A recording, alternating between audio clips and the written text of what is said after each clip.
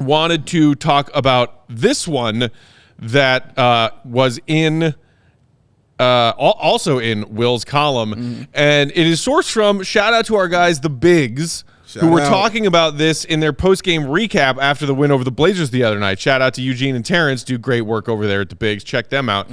They said that their sources tell them the Bulls have, quote, have a keen interest in vet point guard John Wall. Yeah. And that was one of a few different places that I've seen that going around NBA Twitter over the last few days. We all know that the Bulls might be buyers looking for point guard help. Yes. Because the Lonzo Ball news doesn't sound great. No. So here is what our guy Will the Goat proposed, Joey, if you want to throw it up, for a Bulls-Clippers trade that would net the Bulls John Wall. It is the Bulls getting John Wall and Ivica Zubac, their big man, plus Clippers second-round picks in 23 and 24. And the Bulls sending the Clippers our big man, Nikola Vucevic, that hurts, and our vet backup point guard, Goran Dragic. There you see it on your screen. Initial impressions of this proposed trade, Dave, if the Bulls are, in fact, looking in John Wall's direction. My first thought was I don't want John Wall. And I just don't feel like it meshes with Zach LaVine and DeMar DeRozan.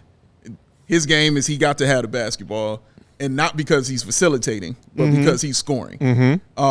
He's a great player. Like I have no problem with his game or anything. I just don't think it meshes well with the Bulls players.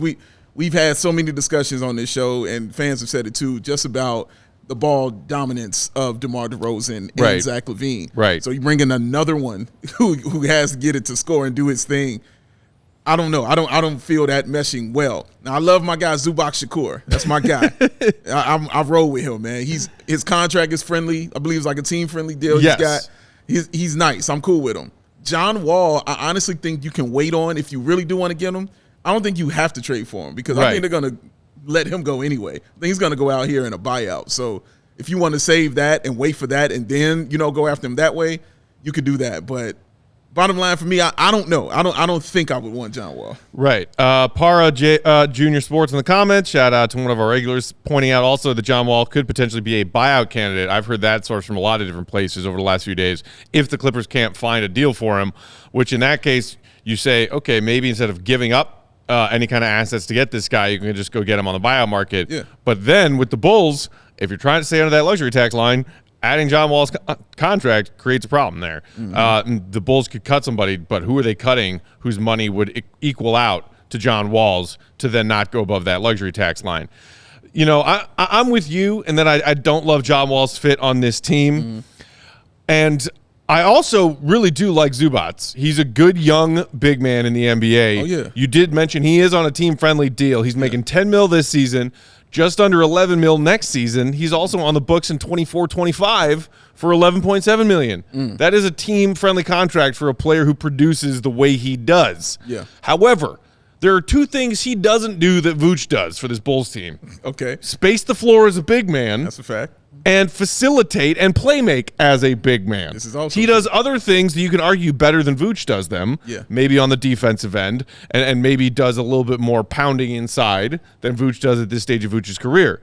But he does not do those two things. So if you trade away Vooch for a big like Zubac, you're trading away a big and not getting one back that does those two key things. The Bulls, we know, desperately need Vooch's floor spacing because they don't get it in enough places on the rest of their roster. Correct. And we've talked about how, especially with this team's lack of a point guard, they need Vooch's playmaking and passing ability as well. Yeah, and you're losing your highest IQ starter out there on the floor, the guy who knows where everybody needs to be and knows when he doesn't need to be there.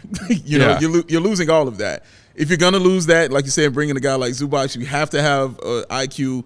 I'm sorry, you have to have a point guard that has that kind of IQ that knows where everybody else needs to be. I'm not saying John Wall can't do that. Right. I'm saying he has to score to be effective. John Wall can't have a 5-point game and be effective. Right. You know what I'm saying? He's got to put the ball in the basket. He's got to have those moments. He's going to get it and he's going to go. You know what I mean? He's a run-out guy. So I don't know. I just don't see how it meshes with this team. But like I said, if they want him, like you just mentioned, like I said earlier, if it could get him on a buyout, and it could be better for you that way without having to give up so many assets. The other thing about John Wall, and you saying, he needs to score to be effective, he is also, and has been for large stretches of his career when healthy, a great facilitating point guard. He's had seasons where he's averaging 8, 9, even 10 assists. Yeah, he's had them. Mm-hmm. He's not doing that now, because he's not getting that many minutes for the Clippers. Right. He's been playing almost exclusively off the bench in the 34 appearances he's made for the Clips this season, and he's just not doing it. If you stretch out his minutes to per 36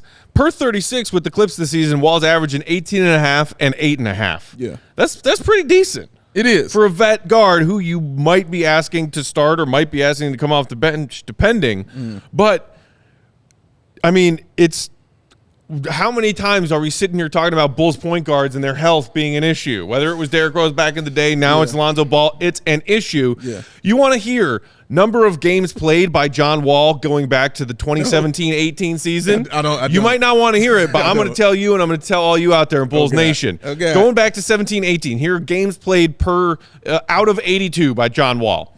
41, half, 32, 0, 40, half, 0 again, 34 so far this season off the bench. God, yo, that's terrible. That's tough, man. Like, yeah. You want to trade for and count on that guy? Yeah. Again, this is why I say buyout. And even to your point where you were saying seasons he's averaged, the 10 assists like that. The most assists he's averaged in the season is 10.7. You know how many points he was averaging that year? 23. You know what I'm saying? Like, he has to score. That's the most assists and the most points he's averaged in a season, man. Right. He has to score the basketball. And then his facilitating kind of comes from that with everybody around. That's why he and Bradley Beal work so well together. Right, exactly. Good night, Cav. Have a good one. The other thing, I mean, talking about Vooch and losing his floor spacing and not getting any back with Zubac in this hypothetical, you also don't get any three-point shooting back with John Wall. Ooh, that's a great point. Dude's a 30% three-point shooter. That's an excellent point. If you're also giving up in this trade Goran Dragic. And it's not like Dragic is lighting it up from downtown, but you know what he is shooting from three this season? 36.5%. That's better than 30. That's tough. That's better than 30. The Bulls are giving up 2 at least competent three-point shooters and getting none back in return in this trade. Yeah. And we talk how much about how low volume this Bulls three-point shooting team is as is. So you're going to get worse at something you're already really bad at. No, that doesn't sound like a plan. And look, I understand these reports that the Bulls are maybe looking to add quality guard depth and a guard piece to this roster if they're not ready to give up and go in the other direction and steer towards a tank in the back third of the season. I understand that, but in this particular case, hearing that they have reported interest on John Wall, you're just like, but why? It's like the gif of Ryan Reynolds. But why? He pulls down his surgical mask. Right. But why? And I see Devin saying John Wall will have the Bulls running the break a lot. Yeah, because that's what he does. Like, he gets it and he goes. They have guys like that now. Io's like that. You know what I'm saying? And if you know that's what John Wall's assists come from, that's why I say he and Bradley Beal was such a good combo together.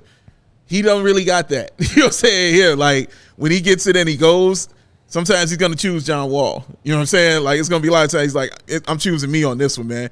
So it depends on who he's running with. You know what I mean? Is who's going to be out there on the floor to run with him as well. Right. But I think that point right there is the most valid one of all, the three-point shooting.